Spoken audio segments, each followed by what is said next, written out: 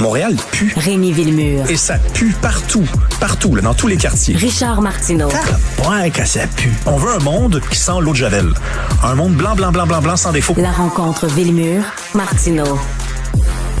Alors, Rémi, j'ai vu une entrevue de Jerry Seinfeld avec la journaliste Barry Weiss. Il disait, Jerry Seinfeld, que c'est très difficile de faire de l'humour maintenant avec l'hypersensibilité, la rectitude politique, tout ça. Il y a une autre comédienne qui jouait dans Seinfeld, Julia Louis-Dreyfus, c'est elle qui faisait Hélène, un personnage extraordinaire. Elle n'est pas d'accord avec Jerry, elle.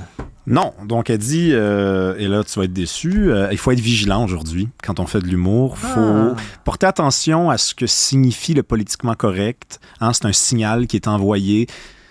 Ben plate. Ben c'est ça, c'est exactement ça. Elle a fait VP, elle a fait la série VP qui joue la vice-présidente américaine. C'est super drôle. Seinfeld, c'était pas politiquement correct. Non, c'était irrévérencieux. C'était même juste dans la forme, c'était quelque chose de totalement nouveau. Et dans cette entrevue-là, elle dit, elle commence par dire ça pourrait pas se faire aujourd'hui.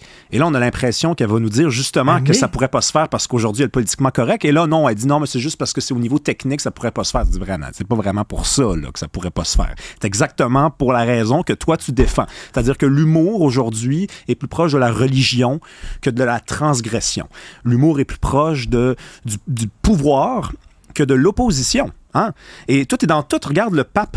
Le pape reçoit des humoristes. Donc, ce pape-là est très bizarre. Là, on s'entend depuis le début. Là, vraiment un drôle de pape là, qui était comme très woke, là, en tout cas. Écoute, il y a reçu Whoopi Goldberg, Chris Rock, Colbert, Conan O'Brien et tout ça. Ouais, puis bon, là-dedans, t'en as quand même qui sont des irrévérencieux, qui se rendent là-bas. Mais c'est sûr que moi, si le pape m'invitait, j'irais. Je pense qu'on ne peut pas vraiment refuser l'invitation du pape. Là, donc, peut-être qu'ils ont accepté l'invitation pour cette raison-là. Mais là, ils ont demandé. Donc, des journalistes ont dit, donc là, vous recevez des humoristes, ça veut dire que vous aimez rire? Bien sûr que oui. Est-ce qu'on peut rire de Dieu? Et là, il dit, ah oui, mais à une condition, par contre. Il ne faut pas déplaire aux fidèles, il ne faut pas les insulter. Donc, exactement. Donc, ce que nous dit Hélène, c'est la même chose, c'est-à-dire qu'il faut être vigilant.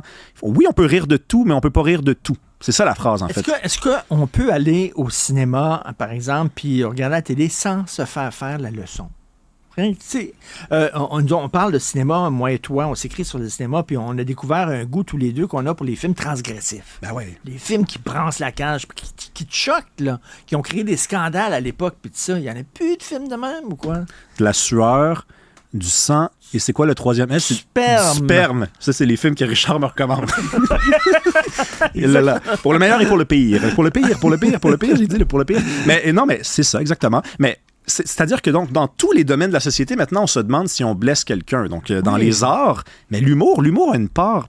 Moi, je pensais qu'on pouvait pas. On pouvait pas, si on était humoriste, dire des choses pareilles. Mais regarde ce qui se passe aujourd'hui. C'est qui le grand défenseur de la liberté d'expression en humour depuis 20 ans au Québec? C'est Mike Ward. Hein, Mike Ward, qui est allé en cours et qui disait, je sais que c'était pas une blague politique, que c'était pas une blague si courageuse que ça, mais je le fais pour qu'il y ait jurisprudence. Puis moi, je me rappelle cette blague-là, j'avais fait, c'est un peu chien, c'est-à-dire, fais donc une joke sur les gens au pouvoir, c'était vraiment des couilles. T'sais. Mais après, j'avais respecté la démarche et Colin, l'été dernier, il s'est excusé.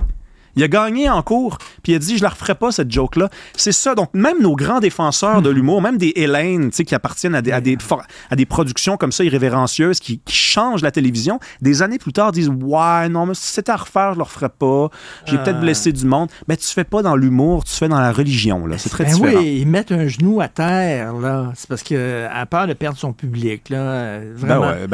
Donc, la littérature qui est politiquement correcte, du cinéma qui est politiquement correct, c'est quoi la prochaine étape de l'information? Ah non, ça existe déjà, merde.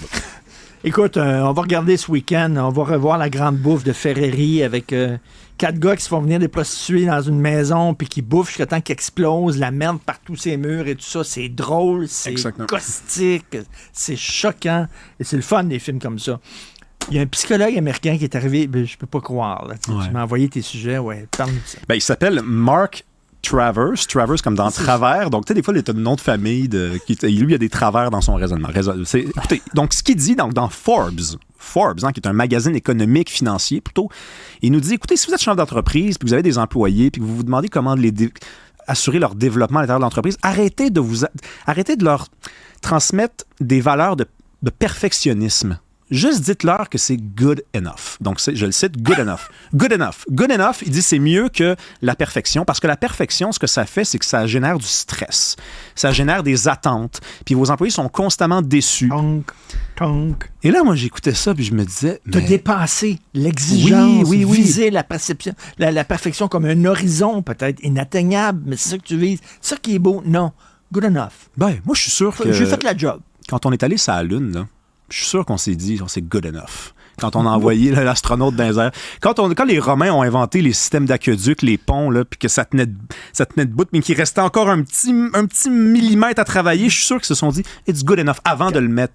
Voyons donc. Quand Challenger a explosé, on dit, it's good enough. It's good enough. Il est allé jusqu'au ciel, mais là, il a explosé au ciel, c'est plate, là, mais it's good enough. Good enough, c'est... Promène-toi à Montréal, là, c'est good enough partout. C'est good enough partout. Tu regardes, là, ils font des tours à condo, puis ils disent, c'est good enough.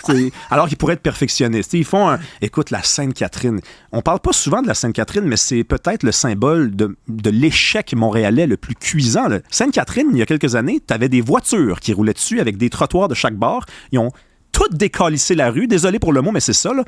Ils ont tout ouvert. Les commerçants ont dit, Colin, qu'est-ce qu'on va faire? Ils l'ont refait, ils ont refermé la rue. Et là, ils se sont dit, c'est good enough. Et là, il y avait, je sais pas qu'est-ce qui s'est passé, ils ont peut-être oublié un outil à l'intérieur. Ils ont tout rouvert. Et là, c'est encore tout ouvert en ce moment. C'est ça, c'est good enough. Good enough. Good enough. Good enough. Un film que tu m'as recommandé cette année, Richard, c'est Whiplash, que j'avais déjà vu, qui est mon film préféré. Sur la perfection, exactement. Le prof, c'est un fou. C'est un malade. Le gars, il est prof de musique et il montre à un jeune comment devenir batteur. Mais c'est un malade. Sauf que quand le jeune devient un grand batteur de jazz, il se souvient de ce prof-là qui est un fou furieux. Mais qui fait en sorte que lui est rendu un grand batteur. Parce que les grands de réussite trouvent à l'origine du perfectionnisme, voir de la folie, voir une espèce de névrose. Ce prof-là n'est pas good enough. Les Napoléons n'étaient pas good enough. Les astronautes ne sont pas good enough. Les grands hommes et les grandes femmes ne sont pas good enough. Et quand ça vient dans un magazine économique comme ça, qui forme un psychologue même, c'est ridicule. Écoutez-le. Quel âge il a? Il doit avoir... Je sais pas. Good enough, c'est comme du pas pire. C'est ça. C'est juste assez bon. C'est juste assez bon. Pas pire. Tu sais, Richard, des fois, tu finis ton émission et tu dis que c'est juste assez bon. Tu rentres chez vous, c'est correct. Ta chronique était correct. Ça a été good enough cette saison? Oui, c'était pas pire. Parfait. Bon, on va continuer. Merci Rémi, tout le temps le fun de te parler. Passe un bel été. À toi aussi. On se reparle bien sûr. Oui. Tu reviens à la prochaine saison. Merci. Merci Rémi.